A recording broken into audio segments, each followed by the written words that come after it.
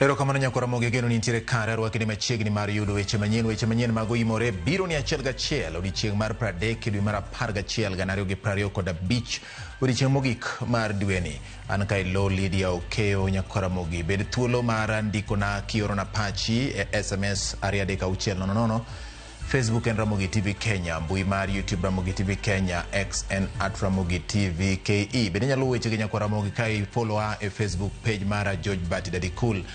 Machiegni nyakora mogi to mokwongo wayud thuond weche. Tumekubaliana na Wiper kazi ya viti 17. Kazi ya DCP na Wiper tutachukua viti 16. Jatend DCP Rigathi Gachagua oseyotulo ma omuoch Kariobangi North e kinde limbe mare ka otielo ni DCP ema dhi twaro e siasa ma Nairobi. We recognize the urgency to stem new HIV infections, particularly among the adolescents and young people. Nonro yango ni Nairobi ema otelo kuom kwan ma omedore mag ji magamo ayaki ka counties makaluo bende pod nigi kwan mamalo. Ne wabuok ahinya kwan wango ni koro Lejo Maria inyalo muki. Jo kanisa Lejo Maria ywak ewi chenro ma sirikal nigo mar muko udi makongeni Nairobi kendo madhi hinyo kanisa gi.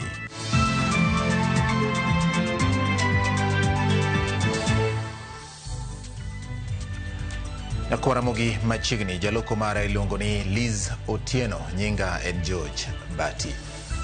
Obila timo nonro ewi monje mane obedo e kind rowere e kinde limbe mar jatend duond bura mar DCP Rigathi Gachagua Kariobangi North. Mana kaka jafumbo marwa Walter Nyambaga koro lero, nochuno obila tiyo kod iro malungo wang' e keyo rowere mane odinone geche mag Gachagua. E takware Gachagua otiyo gi thuolono mar wacho ni DCP ema dhi twaro e paw siasa ma Nairobi kendo giseketo winjruok kod duond bura mar Wiper. Etipone, rowere morwakore kod jakede mag kabude, to kod ogute moko magalagala ineno kanjelni kendo diro kite. Bang'iri moko machuok, to ng'wech ringore ka ng'ato tony kod ngimane. Bang'e, iro malungo wang'. Monjo majatend duond bura mar DCP Rigathi Gachagua oseyogodo sirikal koko ni piny owacho temo olone koyo kod luoro kaluwore ni gisani mbi mare oniang' pachoka e siasa. Kila siku ukipanga wahuni kupiga viongozi, kupiga wananchi, ndio hii jamii inakufikia zaidi kuliko vile kufikia. Eneo hii na wenyewe wako wasije kutumwa kutoka jirani hapa wanakuja kuvuruga hapa. Tunaelewana? Gachagua mane oyware nyasi mar chiwo erokamano mane obagi Kariobangi e kar chung' od bura ma Kariobangi North bang' yiero mar MCA David Wanyoike mar DCP. Gachagua otielo ni duond bura mar DCP e chama manyo nyudo UDA kod ODM elo e yiero madundo e gino mamiyo koro ilawruok kode. DCP haikuwa na target mbele. DCP ilikuwa na target Kariobangi North tukashinda, Narok Town tukashinda, Kisa East tukashinda, Kurko tukashindwa kidogo magharibi. Chama ambaye ni na dosi 7 imechukua viti 3 out of 5. Wewe huku nilienda kusaidia DP na wakashinda wakaibiwa sawa. Lakini sisi we focus on our party, the DCP. Leo mwaka mmoja baada ya hayo maovu, Rigathi Gachagua amekuwa na nguvu kuliko hata vile alikuwa nasi. Tumetumia nguvu mingi pale kajiwe Mungu alipatia Daudi kakaangusha Goliathi. Na hapo nje wasituma tutumia hapo kajiwe, sio? Sisi si waoga na tumejipanga. Jatelo koni gisetwa kod jatend duond bura mar Wiper Patriotic Party Kalonzo Musyoka ni Wiper koni dheweyo ne duond buch DCP e kombe kaka mar gavana ma Nairobi, jood bura mar county ma Nairobi, kombe magalensi kata MCAs, nyakla kod jo od bura 16 e kinde mamoko. Eka Kalonzo yudo sir mar laro kom 10 piny 2027. Kiti cha gavana kitachukuliwa na DCP.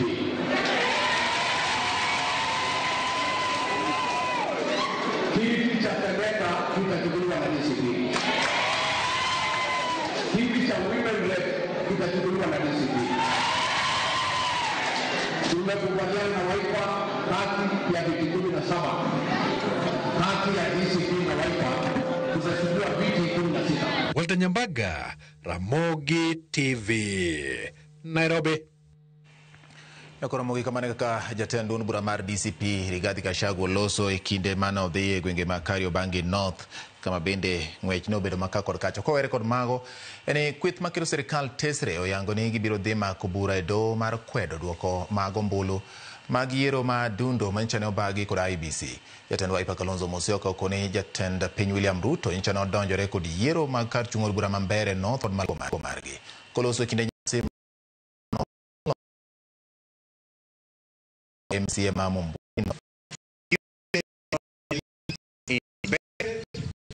UDA in Malava. Hiyo anajua. We have evidence kwamba yeye mwenyewe alipiga simu kwa OCS kwa kituo kimoja na kingine in Mbeere akasema ni lazima yule mtu sijui Mudhende lazima ashinde. Direct interference. Therefore we are going to come up with a very serious approach to this thing. Ni sehemu imekuwa wahuni, ni sehemu ya polisi, na hiyo tumeyakadiria, tumeyaona, we are going to deal with it. Alafu mengine ni direct voter suppression na mengine kama hayo. Nimeona wakijigamba kwa magazeti leo kwamba ati wanatengeneza sasa coalition ya 2027. Kwanza watapasukia huko katikati. Nakoro mgodhi nyime riwruok ma ong'ere kaka Inuka Kenya okwayo duond buche mondo onyakwe kinde chenro mag goyo ombulu kendo chiw thuolo makare ne jogo ombulu mondo gitim yiero margi. Giwacho magi kaluwore kata kokalo kuom ripot magichiwo bang' keto wang'gi e chenro mag yiero madundo manota juma mokalo kakoro gidwaro mondo IEBC oket lwasi makare ne jotijegi kendo los chenro makare ne jogo ombulu manigi ng'ol bende. E ripot magigolo bang' bedo joneno, riwruok mar Inuka Kenya oseyo lwasi marach ma jotije IEBC ne tiyoe ka giwacho ni ne gionge kata chiemo kod pi modho ka moko kuom tesende goyo ombulu kaka Busaka Primar kod Chwele VTC ne teko stima olalie kendo kelo ng'ikruok e chenrono. Kuonde goyo ombulu machalo kaka Nalondo DEB kod Marura Primar ne ok oketie chenro makare mar kelo yot ne jogo ombulu manigi ng'ol, ahinya to kuonde donjo e tesend goyo ombulu ne jogo matiyo gi wheelchair. Gige goyo ombulu notiyo makare, to kata kamano ne nitie kuonde ma gi goyo ombulu e yor mbui ne odagi tiyo. Gino mane ochuna apisas mag IEBC mondo ti gi rejista matching kendo ywayo chenrono, ranyisi ma en Busaka Primar. Kuonde goyo ombulu duto 52 ne oyaw sa 12 mar okinyi. Ombulu ne ogo makare thoth kuonde goyo ombulu, kata kamano e kuonde goyo ombulu 2 ma Busaka kod Chwele ne onge kod jotije IEBC mane owinjo kony jogo ombulu, gino manokelo digni ne jogo ombulu manyo kuonde mowinjo gi gochi. Apisa maketo wengegi e chenro mag goyo ombulu motis ni super agents ne okelo chochni ka kuonde moko ne nitie apisas go maromo 10 kane gidwaro ng'eyo kaka chenro dhi, gino manomiyo gisiko giwuoyo gi apisa mag IEBC kendo ywayo chenrono. Moko kuom jotend duond buche bende nodong' ka ng'icho machiegni gi kuonde goyo ombulu bang' goyo ombulu, gino machal ka gima ne kelo luoro ne apisas mag IEBC.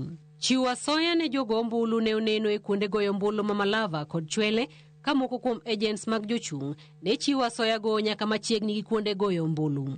Apisas mag IEBC kata kamano ne ok odonjore kodgi ka giwacho ni mano en tij obila. Giyango ni kuonde goyo ombulu mathoth ne ni kod luoro mag tulo, gino manokelo luoro ne oganda kendo tamo jogo ombulu moko chopo goyo ombulu, ranyisi en Chwele gi Malava. Gidwaro duol mar IEBC mondo rid chike mag gayo chiwo asoya kendo lombo jogo ombulu machiegni gi kuonde luto ombulu, kendo apisas mag IEBC gidwaro mondo mi ketne gi lwasi makare kendo migi teko mar golo agents marori makelo chochni e kuonde luto ombulu. Gidwaro bende mondo mi rid arita e kuonde luto ombulu mar tieko tulo masieko e kuonde goyo ombulu, ka duond buche bende ikwayo mondo nyakwe e kinde chenro mag goyo ombulu. Bende gidwaro mondo mi keteni manyalo konyo ponono ni stima olal kendo keta apisas moro motayo chenro mag yiero kaka yor neno ni yiero ok obedo gi chochni. Nakoro mugi wasudo rowere masiro duond bura mar ODM opako tend duond burano kotelnegi kod ogai margi Oburu Oginga kuom chiwruok gi tich matek manyicho miyo ODM oyudo loch e kuonde chung' od bura 3 mane ginie gi jochung'. Gijiwo jokanyo duto mag ODM mondo makre kendo tii kanyakla kaka yor medo tego duond burano motelo ne yiero mabiro. Gipako jakom mar ODM Gladys Wanga kuom ne chung' motegno kod rawera Boyd Were ma ocho bedo jaod bura ma Kasipul. Gisingo mar medo chung' motegno ka giluwo lek mane Raila Odinga nigo.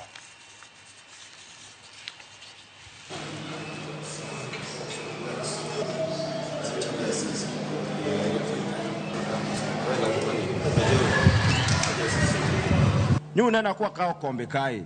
Nyuneno ka satan moko nya donjo kanyo ni dwa mawa kombe. Ng'ata madakila mila ichama kai buro romo kodwa.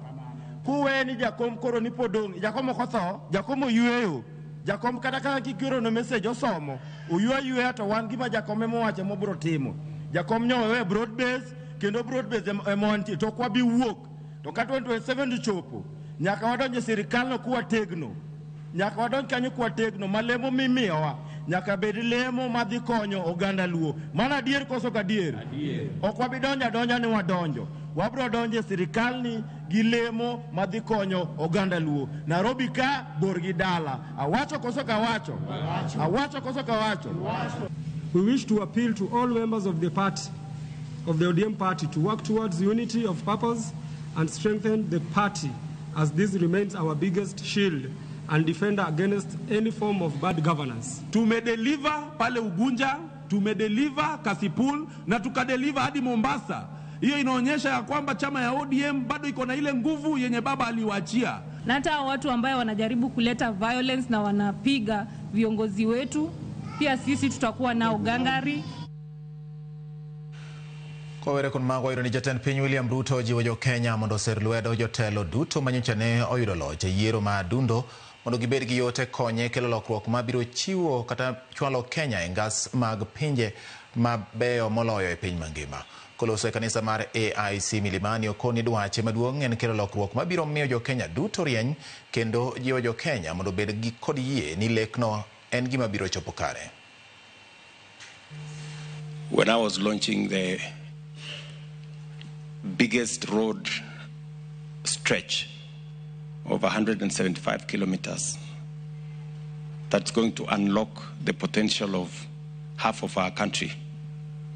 I was very proud that finally God is opening spaces for Kenya.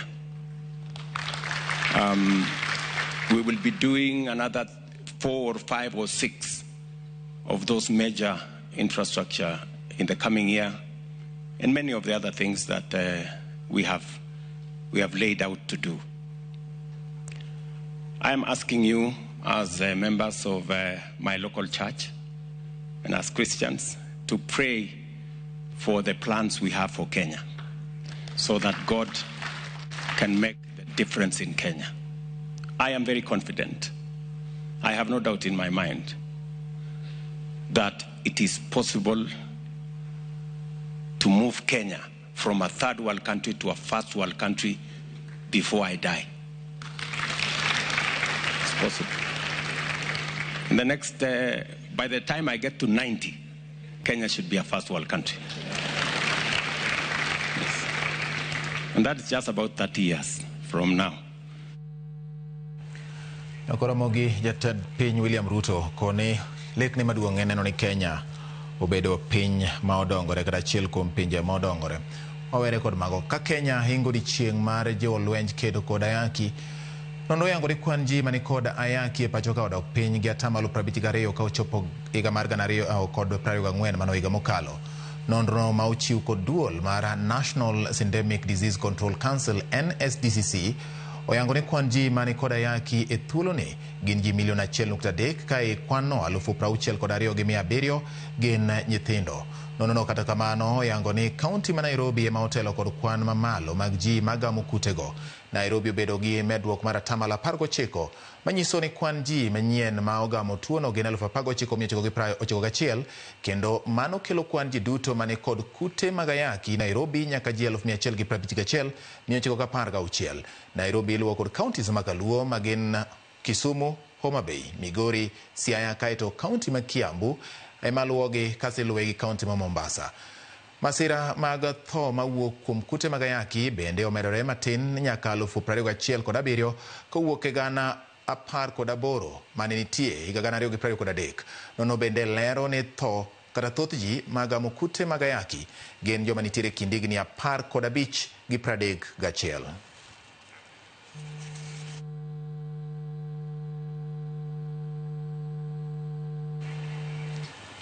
Jokanyo matimo ohala mar uso rech kod oganda duto koro jiw mondo neni orito ler.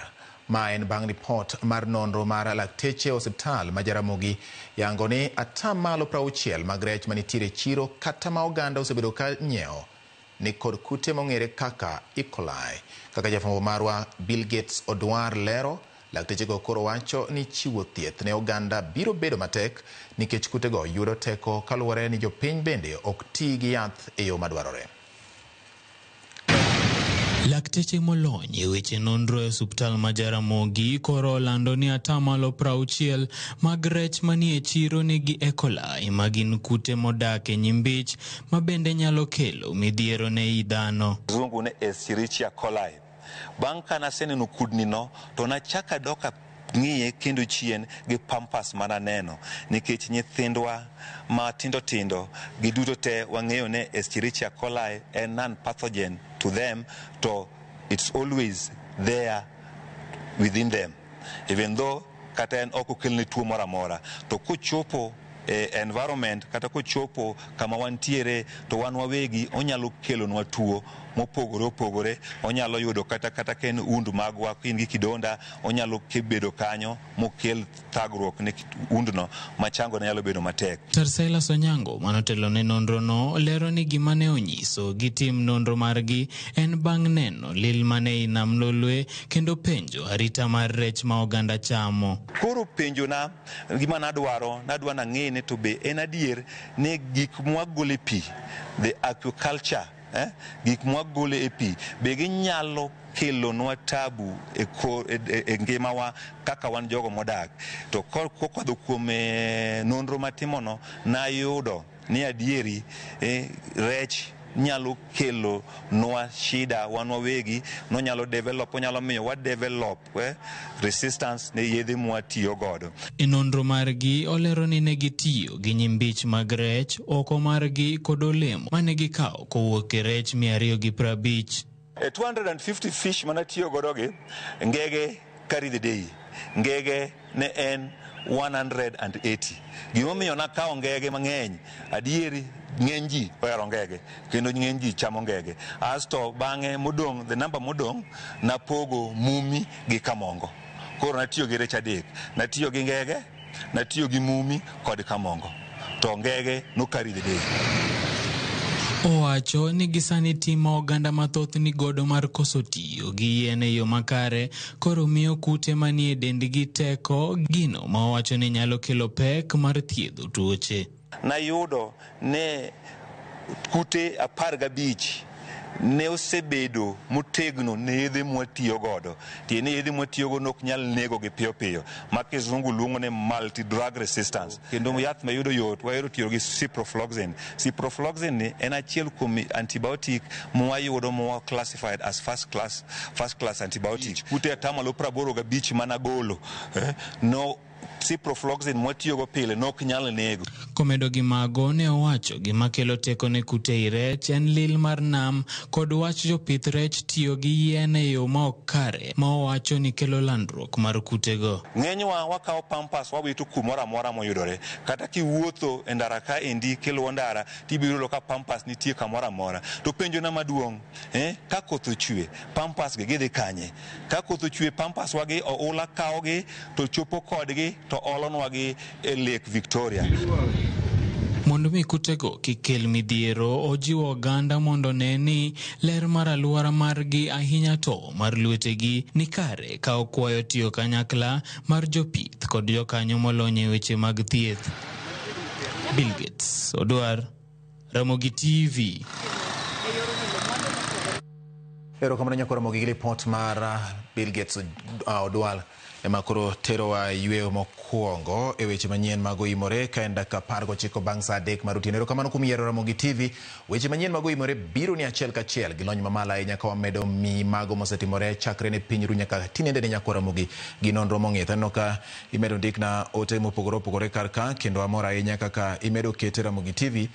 Anno ka uma wuod Joseph waneno Ramogi TV yo makare kod Joseph jaruwach kanyo Amin Ode Amin Ode Mary Atieno kod nyithinde. Ata Agena manyakwara Arua mar Kisumu bende wacho ni tiengre weche manyien choponwa yo makare ahinya kendo gwenge matiengre Ramogi TV omako Kombasa otweyo mafwanda Kufur kantiere Nakuru. Nyasaye koyie to parnwa Magladys Wanga mbele kae waneno kaka no tiyo mano kaka Kufur wacho. Erokamano. Mathayo Janyagoko ODM Pudliet Kamach wacho kamano. Araro wuod Nyasiaya Jama Benjo Sembo ni kanyo gi Violet Oraro. Erokamano Oraro in bende kuom kete Ramogi TV. Ji medo ndiko na kaendi ote medo donjo e kidienje mopogore opogore kendo amora ahinya gimedo dongo. Karo Serena Nyaboro wacho ni korka nonro mar rech oyuda ka chamo rech yawa. Wacho ni korka nonro mar rech oyudo ka chamo rech. Chama kikibed gi wasiwasi nani koro koponi nitiere gimoro ma iwinje kata ma iwinjo ka jolonyo wacho to koro imedo rito ler. Erokamano Nyamoris Dianga ur Kamugundo Republic wacho ni bati poda medo mana duoko. Erokamano ne jaod bura ma ne jaod bura ma Kasipul kuom nyocha ne chung motegno kendo adhi chungwa tarik 27 dwe mar 11 higani Masiro Broad Based Government uriri kanya ka 2032 mano kaluwore kod Maurice Dianga ur Kamugundo. Architect Evans Asio wuod Karachuonyo wacho ni wakwayo oganda mondo bed gi riwruok motegno kendo ji obede achiel mane gima nyalo kelo dongruok. Erokamano. Kila loch majakiranda ka chung wuod 7 wacho ni wuod Tsunami oimore Ramogi TV ler sana kendo nyilni Mosna Super CS gi Dr. Robli Ngoje weche manyien chopo kare kabisa. Wuod Tsunami aonge gi weche mano kila loch majakiranda ka chung wuod 7. Makamu uda Sere Ugonja wacho ni Daddy Cool Mosna Governor Mahoma Bay High Excellency Gladys Wanga kendo Chair Lady mar ODM gonero kamano kum delivering kombe mag ODM Kasipul Magarini Ugonja kendo gona erokamano ne Daktari Oburu Oginga Party Leader mar ODM mano makamu uda Sere Ugonja mawacho kamano nyakwa Ramogi. Bende ote medo donjo kama mathoth ahinya. Da beri gi thuolo mang'eny to da somogi kaka puonj gi pak ne daktari wargi Lorin kanitiere dala ma Kadongo Kabondo tok chuone ogudu e mbalariany ma Egerton tok tieko tiegruok mare mar puonj mano injinia nyakwar nyapi kanitiere gwenge ma Kabondo kocha. Koro Ramogi na ka uyuyo gi kanyo ka udugo pod wan gi mathoth ma eno imore e Ramogi TV.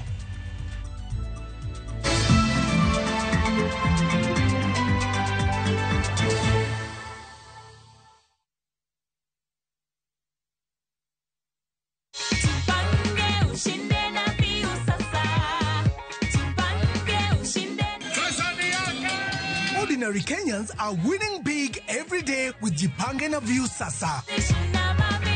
Over 3 million shillings already awarded. You can also be our lucky winner. Simply subscribe to View Sasa from as low as 50 bob through paybill number 724177, account number, your telephone number. Watch your favorite shows and you could be our daily, weekly and even the grand prize winner of 2 million Kenya shillings. Nikisema View, mnasema Sasa. View Sasa.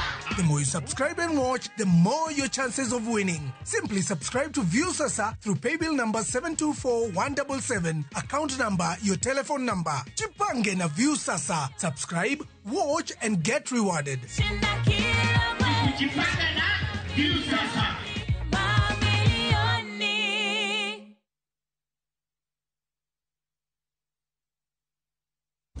Teke Teke na Wigo Boda. Chanua Jam, fika on time at the lowest charges in town. Wear helmet and ride in style. Ni safi, ni safe, na ni easy kwa mfuko yako. Wigo, your trusted ride. Download the app now. Ama SMS Wigo to 20425. You'll fike right on time. Wigo, your trusted ride.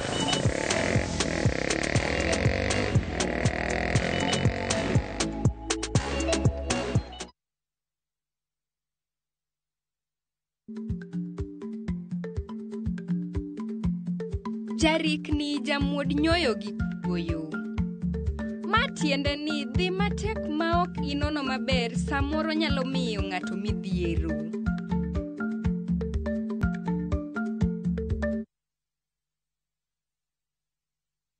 Chunya me gombo monada gukodi. Chunya mai gombo monada gukodi. Dak maunge kelele zedi. Maunge kelele wudo bonde. Era maunge kelele. Maunge kelele. Tuko busy. Osip maunge panganga. Maunge panganga. Mondo iyud thuma mar hera maunge kelele kaka sikiza tune mari ibonyeza *812 *784 # Ramogi TV e od jithumbe duto.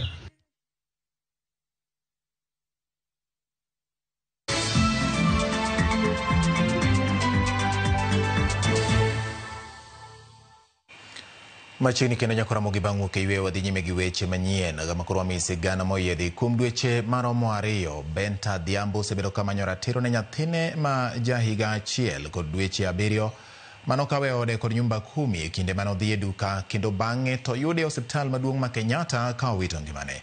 Sigana makende manyuolo penjo mathoth kendo kelo ywak mar manyo ratiro. Jafombo marwa Cynthia Onyango miwa sigana mar anyuola Benta Adhiambo masane yudo buoke ngimane kaluwore kod manyo ratiro e tho mar nyathine e yo ma ok ler. Nyaka gi chief nyumba 10 kine magiloro gituro dhot gikawo nyithindo. Tarik 30 dwe mar 9 Benta lero ni nowuok e ot dhi nyiewo chiemo mak mana ni kanoduogo noyudo kiful manyien e dho ot kendo nyithinde 2 matindo marik noweyo ot bende ne onge. Owacho ni kaluwore kod ote manoyudo kuom janeno wuoth mar manyo nyithinde nochimo kar wuoth mamargi Maimara Daima. Temo nyiso kia lady niya, chia lady, nite nyithindo makao e ot mwalo koni. Adwa ni idhi e odno, bi kaw information ikelna, tae kiny arilis nyithindo mondo oduogi. Nikech sani gisechopo kumabor. Benta lero ni nobedo kod luoro e chunye, kaluwore ni achiel kuom nyithinde 2 manokaw ne ok winj maber, kendo gima omiyo nokawgi bende ok nong'eyo. Banyise niya, ineno nyako ma jahigni 3 no, atere ga therapy en gi problem, to be otiyoga gi yath calcium. Lady amiye nyaka otase mag osiptal. Tema chaya lady ogoche ne chief, ogoche ne nyaka office mar Maimara Daima. Office mar nyithindo. Nyiso gi niya, nyithindo gintie nyathi moro kanyo, itero ga ginene therapy to tiyo gi yath calcium. Koro release nyithindo go mondo oduogi, abo fuatilia gi. Olero ni kata bang' manyo duoko e apis ruoth kuom kinde ok noyudo nyithindo. Oyango ni ma nomiyo many kony apis nyithindo mayudore Embakasi South kama nonyise ni mondo chul omenda eka duok ne nyithinde. Temo nyisa ni onegi garamika. Kata sani onega maki. Odwa ni garamika mondi eka mi nyithindo. Ba penje ni garamika nade. Nokanyal mi nyithindo moki garamika. Itimnia dhi many kaka inyalo yudo Uber nikech okwa tigi gari mora mora. Watiyo gi Uber. Bonyisa ni dogot idhi many pesa. Kiyudo iduogi ami nyithindo. Owacho ni nochune manyo min mare mondo konye yudo omenda mondo kawgo nyithinde, mak mana ni kanotero $1,000 manoyudo ne apisa matiyo apis nyithindo ma Embakasi South. Apisa mowacho ni nyinge Bismarck ne gidagi kawo pesano ni tin kendo ok nomiye nyithinde. Aduogo ot agocho ne mamwa. Nyise ni mama, ayudo nyithindo gintiere lakini gidwaro pesa, to pesano sani ok anya yudo. Bonyisa ni wamany ni pesa ka ayudo ta oroni. Emonyisa ni iyudo gima nonyisi. Ta anyise ni ayudo yudadi. Ta anyise ni ayudo 1,000. Tema no nyisa 1,000 bang' noyie. Di dok email obed 2,000. Ndalo 14 bang'e, Benta wacho ni nogochne mondo dhi osiptal ma Kenyatta ni nyathine ni kuro tuo. Mak mana ni kanochopo Kenyatta noyudo ka nyathine no matin ma jaiga 1 kod dweche 7 nosewito ngimane kendo nyinge nowil kowuok e Jacinta wuor manong'eyo mochake ni Monica Wanjiri Imani. Awinjo ka sim yuak. Kipenja nin kanye? Awacho ni radogo ot nani nga imara daima nadhi manyo nyithindo. Tema onyisa niya nen duol mar chaledi. Onyisa niya nitie ng'ama ogochona ni dhi Kenyatta sani. Nyathi matin no owatere osiptal tene hali marach. Ene ICU. Agochone mama chanyise ni ang'o momiyo awuotho to kane nyathi ward stay. Onyisa ni dhi e ward nyingine ne waluonge ni Monica Imani. To niluonge ni Jacinta wuor. Nitie nyathi moro ka nyoro neni otandani. No e children home iluonge ni Monica nyathi manyako. Tanyise ni ni nyathino notho nyoro. Nochuno awali mapis ruoth ma Imara daima itemo ng'eyo adieri ewi kepo mar nyithi Benta. Ruoth nonyisowa ni en ok nokawo nyithi Benta kendo nodagi keto ler moro amora ewi kepo mar nyithindogo. Maling'ling mar ote mane wayudo kata kamano nyiso duoko mopogore gi mane ruoth ochiwo. Kaluwore kod oboke makar jot nyithindo moresi ma Imani mafwenyore ni otere nyithi Benta, yangore ni nyithindo 2go noter kod obila matesendo obila ma Ruben. Ndalo 3 bang' tho nyathi Benta matin, oboke nochwalne kar jot nyithindo no mondo mi Benta nyathi achiel manodong' ka ngima. Min Benta wacho ni kanotemo luwo gima omiyo nokaw nyikwaye, obila nonyise ni nokaw nyithindo nikech nojwangi. Wanasema analala nje akiacha watoto peke yao. Watoto walikuwa wamelala kwa nyumba siku 3 peke yao. Hasa tukasema kama ni siku 3 hiyo wangekuja usiku na wamejua mali huyu analalanga akiacha watoto. Pili, ako na watoto wakubwa. Hawa wanaweza acha hawa peke yao nao wakienda wapi? Kata kamano, kane walimu apis nyithindo ma Embakasi South, apisa mane wayudo nodagi loso kodwa kendo nodagi keto ler kaponi nokaw nyithindo nikech ojwangi ka Benta to umako chung' ni nyathine manowito ngimane no ngimane ni kare kendo ok nojwango nyithindo. Gie sani Benta wacho ni oyudo buok e kinde manyo duoko mar ng'eyo gima omiyo nokaw nyithinde e ot kendo bang'e nyise ni odhi okaw nyathi ka osewito ngimane kar thieth ma Kenyatta. Kulingana na mali unaelekea wewe unaweza kesi na serikali kweli. Jua watu wote kuanzia nyumba 10 mpaka huko juu wameshikana. Na wewe uko peke yao na bado wanaitana wanakuja wengi na ni watu karibu 18 huko. Utaezana na wao na venye wamepanga ni wewe unaenda kutupwa ndani, ni wewe unatafutwa. So ukitaka tu vizuri hata kama ni huyo mheshimiwa amewatuma muongelesheni, mchukue mwili mwende mzike, hiyo story ishi hapo. Juni wewe maisha yako unajiweka kwa hatarini. Ati wewe unataka kufuta hiyo ofisi yote ya serikali. Wewe unaweza ingia kotini na serikali. Unaweza shinda askari kesi kweli. Kamwambia sikia ofisa, huyu mtoto wacha ajieleze. Wewe una uchungu yenye huyu mtoto anasikia. Kweli hata umbwa inanyang'anywa mtoto. Mbona mlimnyang'anya watoto na tena mnamkasia kuwa mkali kwake? Dweche 2 sani, Benta Dhiambo pod manyo ratiro kendo penjo opong'o chunye mar ng'eyo gima omiyo nokaw nyithinde kod gima nokelo tho nyathine. Apise mani kod duoko koro sani owacho ni buogo ngimane ka ringre mar nyathine ma jaiga 1 kod dweche 7 to pod okane kar kano ringre ma Kenyatta kama orite timne bero mar ng'eyo gima nokelo tho mare. Cynthia Onyango, Ramogi TV, Mukuru kwa Ruben, Nairobi. Geno ne ratiro biro yudore ne min nyathino nyako Ramogi kendo weche biro bedo kare. Kosore ne kwan jogo ma osewito ngimagi higa ni thoth ka ipimo koda higa mokalo kaluwore kod masiche mag apaya ma en nonro ma sirikal ochiwo kamedo manyo riekni ma ka omakore kod riwruoge mamoko e duoko piny masiche mag apaya e kinde nyasi mag Christmas. Ewi mano riwruok mar Notwise Music Hub oriwore gi oganda mamoko e jiwo jopiny mondo nya arita makare e piny e kindegi. Cleophas Oluoch nigi ler mar wachno. Ne en odiechieng' wende kod miel.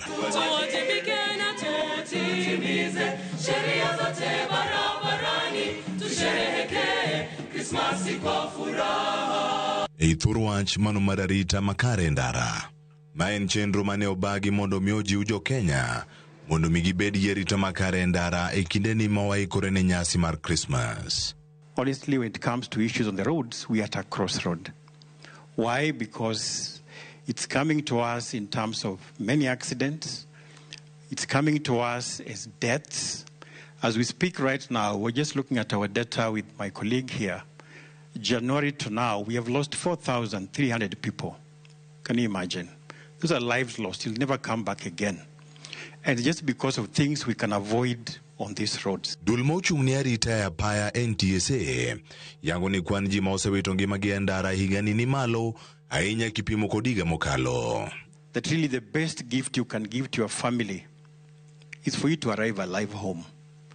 Not the bread, not the clothes you're going to take home, not those parties you're going to throw.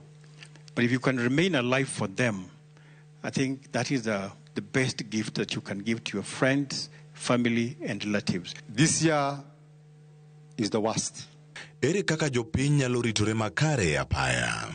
You can imagine waking up with someone, having breakfast together, and then they set off to go to, let's say, Kisumu.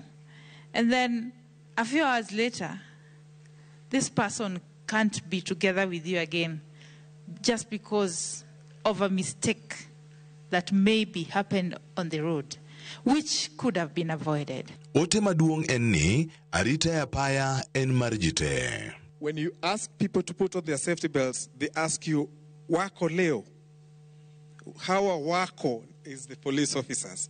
It is not about them. It is about our own lives. Road safety is a question of attitude. Accidents don't happen. They are actually caused by somebody. Wuoth ochomo ganda mathoth. Derepe obed motang' e apaya. Metho mag kuong' nyaka we. Ka ochuno, to madh mana soda kata pi.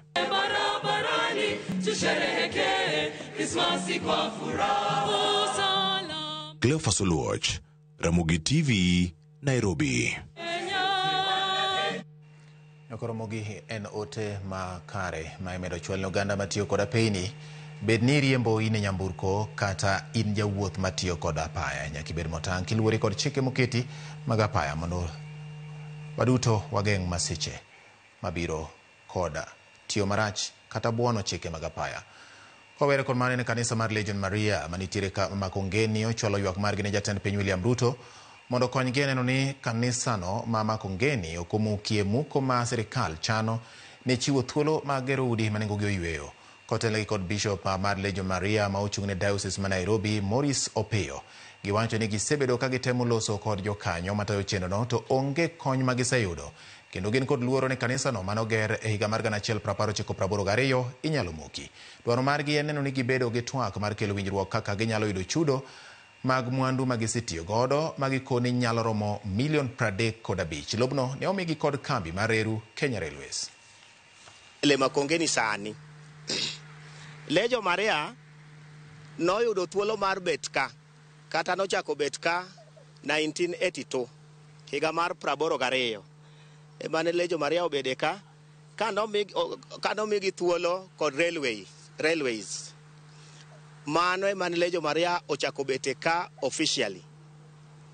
Kuom mano ne wabuok ahinya kwanwang'o ni koro Legion Maria inyalo muki kendo inyalo gol ka to nochako bet ka e yo maler ka nomigi railway na 82. Koro wasetemo mondo waket winjruok gi joma timo timni to pok wachope giko. Ma emomiyo wakwayo President Ruto mondo odonji e wachni kendo mondo mi Legion Maria thuolo mofuyanga ahinya mar dhi mbele gi lemo kaka walemo pile. Nyaka Legion Maria bed ka gi gik mwaseloso ka wagoyogi to gidonjo $35 million. Chenro mar bet ka omiwa nyaka kawuono. Sirikal kokalo e duol mochung'ne dongruok e alwora mar Nam Lolwe Lake Basin Development Authority LBDA ochako chenro mar yaro pith mag ochele Kimera Oluoch Irrigation Scheme e kaunti ma Homa Bay madhi muonyo $5 million e tielo mokwongo. Chenro makamano geto puothe ekas 2,700 ma ibiro puri ochele gi dwaro mar medo kwan mag ochele mawuok Kimera Oluoch ma bende okwako kar chung' od bura ma Karachuonyo gi Rangwe kaunti ma Homa Bay. Jopur mayango 1,400 osebedo katimo pur mar ochele bwo chenro mar Kimera Oluoch, chenro momako kar chung' od bura ma Karachuonyo kod mano mar Rangwe, kendo gisebedo ka giyudo sir kuom sirikal kokalo e duol mochung'ne dongruok e alwora mar Nam Lolwe Lake Basin Development Authority. Kaka yor medo bero chenro mar pur ochele e Kimera Oluoch Lake Basin Development Authority koro chako yanga chenro mar medo yaro pur mar ochele e alworano mageto puothe ekas 2,700 e tielo mokwongo mar chenrono ma bende dhi muonyo $1 million. Jatatije maduong' mar Lake Basin Development Authority Wycliffe Ochiaga wacho ni chenrono bende geto yawo kuonde ma pi osebedo kaluwo mane odinore kaka yor medo bero pur mar ochele e alworano. And wabiro mondo wachak yawo canals mosedinore mondo serve puothe 2,700 mokwongo. Then wabiro chako wayawo puothe mamoko. Waneno ni wachak gima nyalore mondo puro chakre. So jopur moko yudo the first phase mitimoni, pod nitiere another phase mwadhi timo puothe gite. Dwaro wa en ni kwatieko puothe ma Kimera Oluoch wang'iyo chiegni eka 10,000. So jopur te manigi puothe kaendi by next year dwe mar 6 puothe te dhi bedo gi pi. The government has invested around $5 million for this phase 1. Ochiaga mane loso e kinde chenro mar chako yaro pith mar ochele Oluoch Kimera ne okone kar thidhna ma Ondago en achiel kuom kuondego eko mag diere ma koro biro time pith mar ochele e alworano. Kane okone Lake Basin Development Authority tiyo kanyakla kod migepe mamoko mar konyo jopur ochele Oluoch Kimera kod manyo negi chirni. Wan kaka Lake Basin wan gi machine mar rego mchele. Partners wama iluongo ni Green Tech bende nigi mchendgi miluongo ni Samurai. So gin bende girego mchele. So mchele mwadhi nyuolo ka chiro mar mchele nitie. Jopur osewachonwa ni ka pur obedo maber ma ji te odonje pur to wabwa kel machine moro ei Kimera ka. So wan bende wa challenge gini wakuongo ane kaka pur no timore mondo wakel machine ei Kimera ka. Wadwaro ni by the time watimo the first harvest bang efforts mwaketo gite puodho achiel eka achiel gol kata mana tan 4 kata tan 4.5. We want to produce our rice locally, and in that case we are going to support the farmers through finances, but at the same time we are also going to make sure that market is readily available. Jopur ochele bwo chenro mar Kimera Oluoch orwako sir ma Lake Basin Development Authority timonegi ka gikone odhi konyo e ting'o malo pur mar ochele e alworano. Nikech en lek mosebedo e Karachuonyo ka nidwa lok kuonde mantiere minyalo pure mchele mondo pure mchele to kosebedo mayot. For the first time wayudo partners moyie mondo lok Ondago, olok Riwa and along the lake region ma tiere Kindue area ka. Osebedo kuwa haya mana puothe kocha mondo pur mchele. Kata sani an gi several bags kanyo mapukarego. So biro this irrigation scheme dhi konyo kabisa. Kendo ng'ama riek, ng'ama nigi tekre nigi hawe mondo chung' malo kado tim gik manyalo timo because of this scheme. Grube mosebedo registered. Sani wan kod grube madhi 500. Group man kod interest groups. To gin about 500. Each group is 25 people. To kagi biro to wamiyogi pesa kae to gipuro godo mchele. Koro kod partners makoro biro sani aneno ka koro mchele dhi bedo a reality in Central Karachuonyo. Alia Beach, Ramogi TV, Homa Bay. Kawasuri nyakora Ramogi ni joriembo mag boda e kaunti ma Migori yuago rochruok mag arita ka giwacho ni nitiere kweth mag njore ma osebedo ka getogi. Joriembo boda go ka otelgi kod Ephraim Ndege wacho ni nitiere joriembo boda ma osenegi kinde ma gitiyo ma okwala piko magi kod njore ka koro gidwaro mondo piny owacho ojiw weche mag arita. Joriembo boda go bende dwaro mondo obila oting' malo chenro mag timo kaschero e seche mag otieno ka gikwayo tend kaunti ma Migori mondo ket teyni mar neno ni lero bedo e konde duto mag boma ma Migori e seche mag otieno. Kimako jakuo mitero ka polis to kinyi no kosemiye bonde noko ka. An wakwayo sirikal ni mondo ng'iye ngimawa. Ma e yorwa mar nueng'o. Ok ni wafuwo, ok ni ok wadhi skul, wadhi skul. To ma e yorwa mar nueng'o. Wuodwa moro nyoya gogo neg Nyabisawa ka, oto kweli nyaka weng'e ne othechi to maya pi. Laxity mar sirikal. Kitero keso gifuatilia. Moko bende nitiere kuom jonyuolwa. Giwe nyithindo matindo donje e riembo ma jakuo nene ka ng'at moro mayot mokawo to dhi omayo. Koro wakwayo ni gigi te nyaka wariwre. Sani waketo chik motego ni kibiro donje stage mora mora to nyaka ibigi barua mar chief magweng'. Street light ziwe nyingi, kwa mfano sehemu za Oruba hazipo. Kama sisi watu wa bodaboda unaweza ukambeba mtu unamwona tu ni mtu wa kawaida, lakini ukifika naye huko juu anageuka kwa jambazi, anakunyang'anya. Kwa sababu gani? Street light kobedo ng'ato nyalo wuok namba gotieno kata gitiende kata okoyudo pikipiki ko wuotho kodhi namba gitiende. To ka en mudho ok onyal wuotho nikech okia gima odhi romo go mbele kanyo. Erokamano nyako Ramogi medo kete Ramogi TV kama bende wadwa ni mondo wakawane yweyo madundo mana mapiyo piyo ka enda ka 15 kende modong mondo rom saa 4 mar otieno. We ang'e ne moko kuom ote ma umedo oro ka mondo aketnugi achiel kachiel awinjo mage mane koda erokamano ahinya. Akufura pani ndiko ote mang'eny.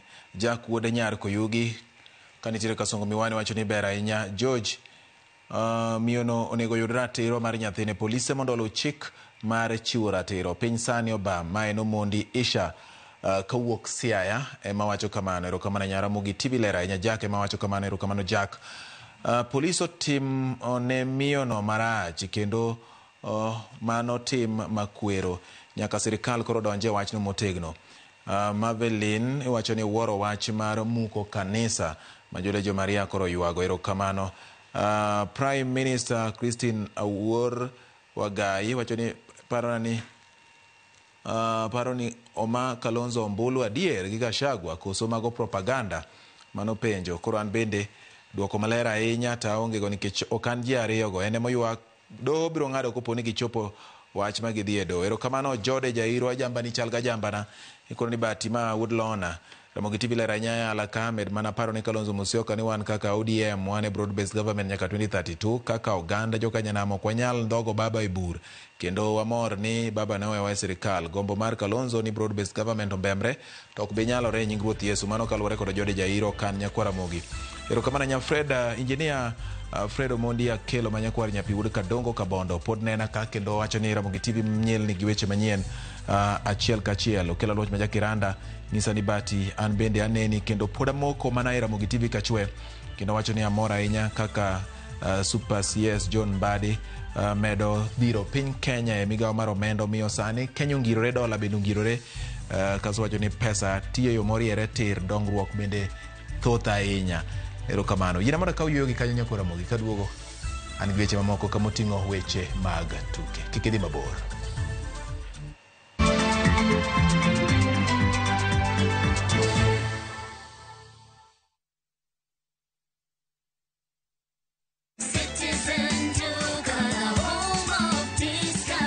It's big, it's better, it's the November prize crush only on Citizen Duka. Usipate stress ya shopping this November. Citizen Duka itakupanga.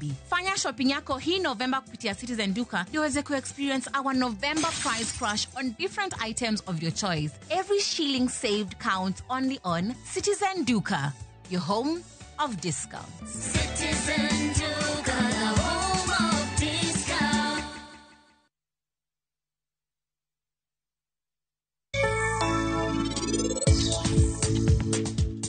Gimora mora matimre odni sani ine mikelo gito ini wuoni mibutiko gika. Koro bedane ka mondo ne kaka weche borumo kalure gi richo mara jifo timo. Ayino kamari ni racha inyamo ingo mare gurinda nikech ing'eni en tich mar ng'ama miyo puonjo nyithinde monyuolo timbe mabeyo nono nyithinde go biro lokre bang'e gibed joma richo. To en gima ber ni ji te oseng'eyo adier sani. Ji te oseng'eyo wat mantie kinda gi niti. Omiyo koro biro bedo kode. Owadwa adwa ni wachna gimoro achiel. Bende pari osegachwanyi kae? Nitie odiechieng' ma en pok omiyi mor. In wachna. FOMO? We say no more FOMO. promo, not when you have happy hour. Download and use my Airtel app or simply dial *544#. Always be in the know. Buy the happy hour bundle today. Now bado tuna grow. Airtel. New Downy refill pouches, lasting longer than expensive perfumes. Cap, store, and no need to add water. Serve with a Downy refill.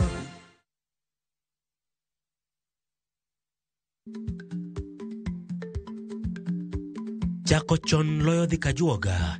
Ma tiende ni bedo gi ikruok momondo, geng'o masiche kod midhiro mang'eny mabiro e ngima dhano.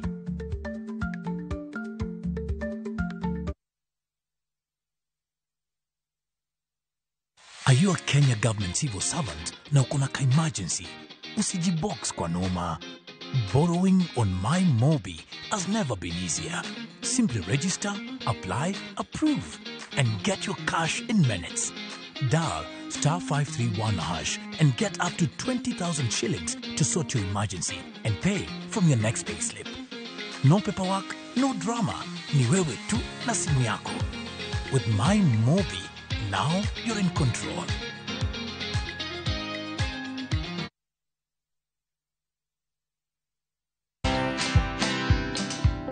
There's stigma. Remember that when your customer is approaching you, they are, first of all, skeptical, so you get bullied.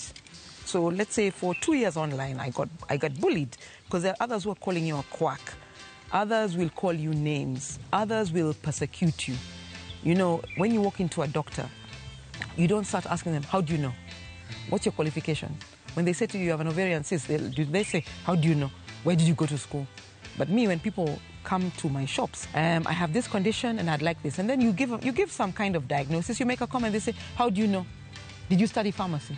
Are you a pharmacist? Watch this story and more. Download the Citizen Digital app or visit www.citizendigital.com and find the Citizen Originals portal.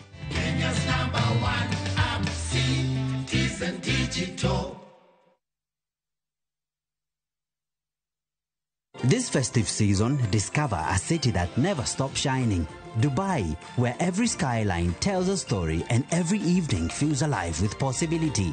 Because the true sparkle of the season isn't the city lights, it's the joy of discovering them together. From just $1,740 per person sharing, enjoy 5 unforgettable nights, rooftop dinners, desert safaris, shopping adventures, and memories that linger long after the journey ends. This December, celebrate connection, gratitude, and joy. View Travel, moments that matter, memories that last.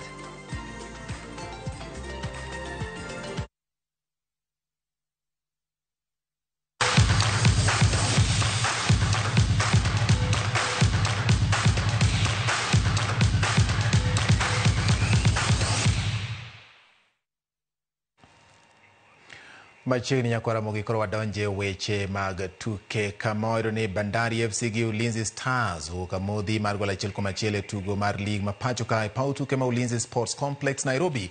Ulinzi notelo e loyo gol e daga bar 16 kokalo kuom jatugo Masita Masuta ka Darius Msaga pok nolone tim mar Bandari. Kamachielo kaka maga Homeboys no wuok amodhi gi KCB ka Murang'a Seal bende wuok amodhi gi Kariobangi Sharks. Tajriba inafanya kazi. Ubara Masita Masud. Arabu sicheze mbali. Geoffrey Ojunga. Inawekwa kwenye line kule. Darius Msaga.